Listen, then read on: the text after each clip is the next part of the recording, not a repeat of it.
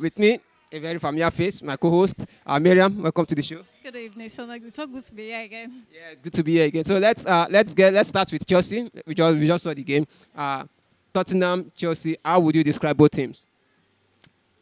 It was a lovely game, and we know it's a derby game, and we know in a derby game anything can happen. But it is quite unfortunate that I didn't get the performance I was expecting from Spurs because they were playing at home. I was thinking they would nail it, but well, good one for Chelsea. Okay. Well, I didn't think the game was that good. Both teams were neither here nor there, but Chelsea, of course, Chelsea performed better anyway. But let's talk about the goal. We saw the goal as the assist by Caicedo winning the ball at the Tottenham box 18, and then driving in and cutting back for your Pedro.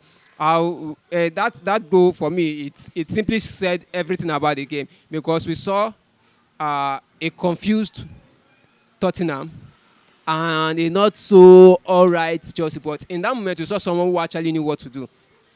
Yeah, we saw someone who knew what to do. Casado is a beast when it comes to football. He was able to control the midfield. I'm talking about the goal. Tottenham defenders were in shambles because how would you allow Casado, who was attacked somewhere, to come back and give that assist? It was so poor from Spurs defenders. To be honest, that for me it shows how good Casado was because if it's another midfielder he wouldn't have given that run, but for Casado he knew what he wanted. He could get a chance there and he went for it, and yeah, he was able to create the only goal that Chelsea scored in the game, so it was a good one from him. All right, so let's talk about Tottenham for a bit. They started the game with Randall Kolo Muani, brought in Richarlison. We didn't even see Dominic Solanke. They have about three class strikers. Then they had the Xavi Simons. They have Kudus. They have Kulusevski. So many good names that could create games on the day. But somehow they couldn't even string two passes together. What is going on? They didn't look like a Frank Thomas team. At all, at all. Looking at their last game, they had a wonderful game in their last game. But coming to this game in front of their fans, they played at home. I was expecting more from them. Kurela was able to handle Kudus right there, but I didn't see Solanke. Well, Simeon, he tried, but I mean, it wasn't unlike him. I was expecting a good one. In the game, they had just one chance. One chance, which is quite bad coming from Spurs. And Thomas Frank, as we know, is a man that is an attacking manager. But looking at this game, they played as if they didn't even train. They didn't train at all because Chelsea came here, got the goal, and then from the first half when they got the goal, we didn't see anything in the second half. And if we look at it very well, Chelsea had more chances than them because they had the chance to score more than 2 or 3 goals, but they failed with that. But I mean, Tottenham, they were zero for me in this game. Tottenham were zero. So let's talk about Chelsea. How would you rate them in this game? It's not as if they also played well, so I'll give them a 7/10. A 7/10 for the Blues. The fact that they won the game, yeah. All right, so let's move on from the Chelsea game. Let's go to the Burnley versus Arsenal game at the Tottenham. How was that game for you?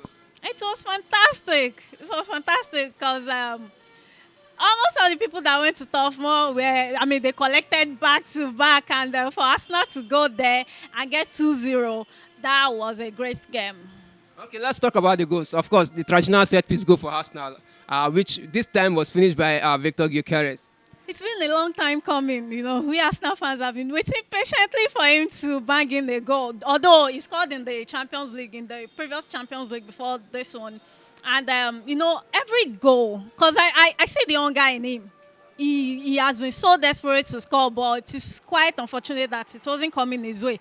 But, I mean, he wasn't scoring, yes, but he was creating chances for the wingers, and that is also something to be proud of, because But we fans, we always eager to see strikers banging goals because we believe that is what we get them for.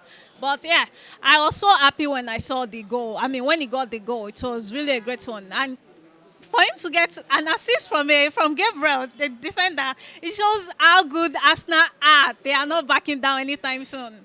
Okay, Arsenal not backing down anytime soon. And then the second goal, which was scored by the man of the moment, Declan Rice. But it was for me. What stood out for me in that goal was the build-up. You know, the Burnley had a corner, Arsenal cleared, got to Vitor Gyökeres. You know, he took on the ball, he carried the ball, then a lovely pass for Trossard, and with a left-footed cross, Declan Rice finished all in a space of few minutes from the corner to Arsenal goal. Declan Rice, that is another man to watch out for. That was a good goal. I mean, and him getting the header. I mean, the way he jumped to score the goal shows how fantastic he is as a player. And therefore, Trossard had a good game in that match because he was running from. I mean, he wasn't in the front. He wasn't only attacking. He was busy going back to defend, and for the goal contribution, like you said, was pretty good because we saw Gyökeres, who was supposed to be in the front, giving that crazy cross to Trossard, who eventually gave it to Rice. That was a good build-up, I must say. All right, a good build-up. And then in the second half, we saw the drop-off in quality from Arsenal, especially after Gyökeres was taken out and Merino came in. Do you think that's a source of worry for Arsenal?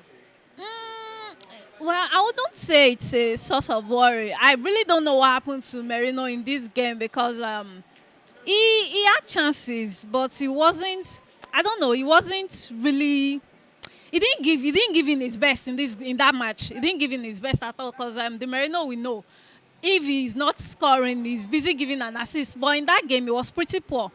And for Gyökeres, we actually missed Gyökeres because we saw his impact in the game whenever he play. But should it be a worry? No, I don't think so because we have the bench.